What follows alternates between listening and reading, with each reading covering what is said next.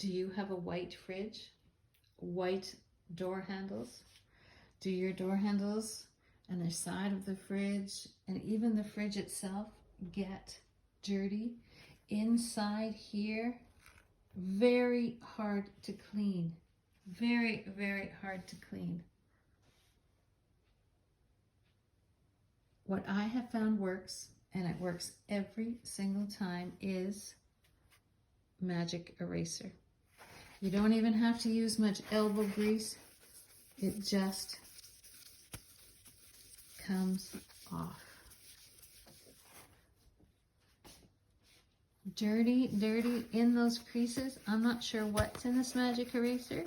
This is a no-name brand. It's not even the real thing. And it just shines it up. Shiny, shiny, shiny, shiny.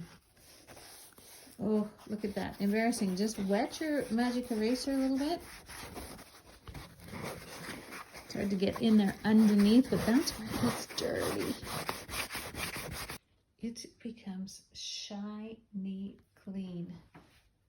And it's that quick.